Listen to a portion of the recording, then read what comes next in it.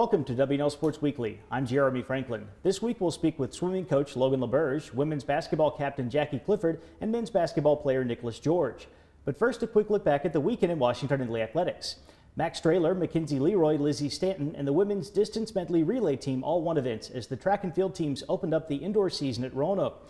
Zach Billick-Bashi took first place in his weight class at the Ohio Northern Invitational as wrestling came in 9th overall. Women's basketball fell 92-59 to undefeated Messiah, while men's hoops dropped a 73-54 decision to Methodist.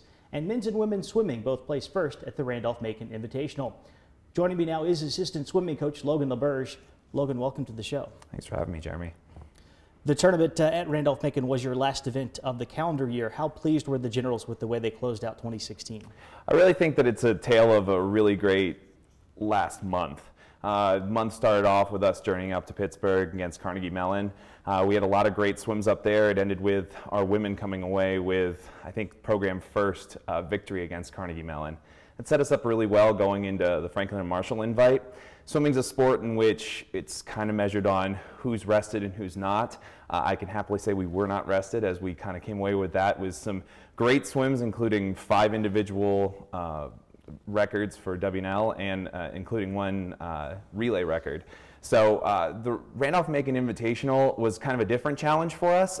We did not rest at all going into it, and actually were a little sickly going in. I think we took about round 10 less athletes than we should have, and we still came away with great times, a new school record, and a victory. So it was a great last month, punctuated with a great win at Randolph-Macon.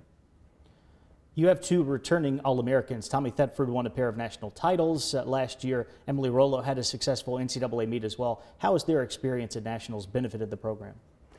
We couldn't have been more excited for the way Tommy and Emily ended their season last year. It's really been 2 years. They've both been going to nationals the past 2 years. And what I really feel like that's done for our program as a whole is it's kind of taken the whole idea of nationals being kind of a dream to nationals being a reality. And I think you can definitely see that in the pool. The team loved watching them both compete and succeed last year, and I think it's really caused the team to want to be there with them this time in the pool, not just up in the stands. So their impact in the pool and in the weight room has been pretty great. Your next official competition is a dual meet against Bridgewater and Ferrum. That's not until January 7th. What's on the agenda for the team over the next month? Absolutely. So we've got a little bit of a break here with finals coming up. Hopefully we get some great grades coming through. And then we go home for people to train and kind of rest and relax a little bit. We come back at the end of, or right after Christmas, and go right down to Miami, Florida for our annual winter training trip. We put in a lot of hard work down there. I always like to think that it's a little harder to work, or it's a little easier to work hard when you can see a palm tree every once in a while, and some good nice warmer temperatures down there. So we're looking to put in a lot of great work down there, not just in the pool, but also as far as like team bonding. And that should set us up well for our first competition coming back. Once you get back to action in 2017, you'll be roughly a month away from the ODAC championship. What are the team's goals for the postseason? We will always want to do our best for WNL, bringing them back another ODAC championship on both sides. But as I kind of mentioned before, I think there has been a shift a little bit, and kind of looking past ODACs a little bit and looking forward to our national meet. Over the past couple of years, we sent 2 people 2 years ago, 6 people a year ago, and we're looking to kind of see how many over 10 we can get to go to nationals this year. Our natatorium will be completed towards the beginning of February, and we're excited to kind of break in the new pool with a lot of national contenders. Logan, thanks for joining us. Best of luck to the team throughout the year. Thanks so much, Jeremy. Here with me in the studio is Jackie Clifford, senior basketball captain from Tenafly, New Jersey. Jackie, welcome to the show. Thanks for having me. WNL is currently 2-4, but the 4 teams that have beaten you are a combined 21-3 on the year. How will that tough early season schedule pay off as you look ahead to ODAC games in January and February? I think the tough out-of-league schedule that we've had for ourselves is really going to benefit us in the long run. We've already got to play some of the best teams in the country, a lot of strong competition.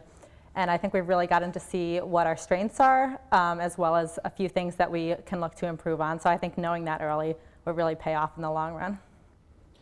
You've been an impact player for WNL since you stepped on campus as a first year. You're closing in on the 1,000 point mark for your career.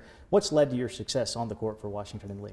I think I've been very lucky in that Coach Clancy was able to put a lot of trust in me as a freshman, and it gave me some opportunities to really become an impact player, and also the strong team dynamic that WNL women's basketball has always had.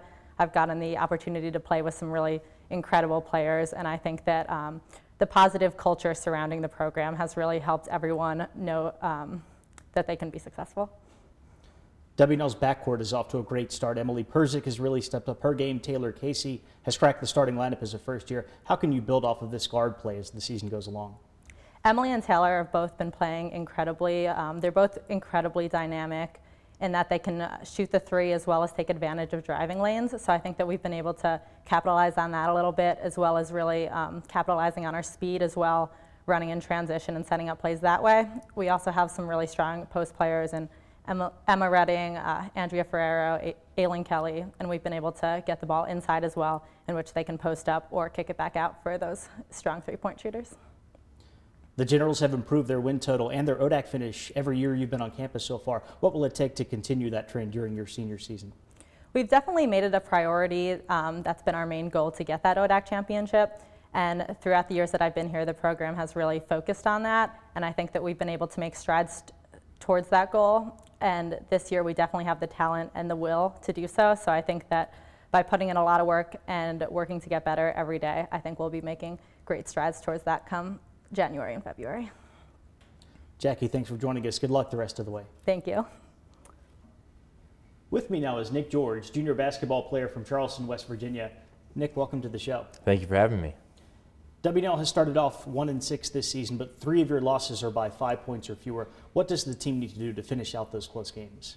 That's a good question. You know, I think that we need to implement the plan that we have going into the game, and really it's an attention to detail. Our coach says all the time, it's not the last second shot that kills you, it's the lack of focus during the game, the transition layup that you gave up in the first half. So that comes down to really preparing in practice and doing all the little things that we're supposed to do and that we say we're going to do going into the game. And I think that it's been a great learning experience, and hopefully we'll start to close out those games towards the end of the season. You're double majoring in econ and math. How do you balance that academic workload with playing a varsity sport where the season stretches across half of both the fall and winter terms? Really, it just comes down to time management. And basketball, I mean, the guys on the team are awesome, so it helps when you really enjoy what you're doing, and it makes dividing up the time that much easier. What kind of personal goals have you set for your junior season? For me, I mean, on the basketball court, it comes down to not turning the ball over as much, and holding the person that I'm guarding to 25% of their average points per game. But also, I think more importantly, stepping into a leadership role. I'm a junior on the team, returning starter, so I think that that's more important than anything. Just getting to practice early, leaving late, trying to do the little things to help everyone out.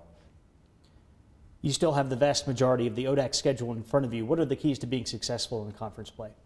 I think it's learning from the previous 7 games.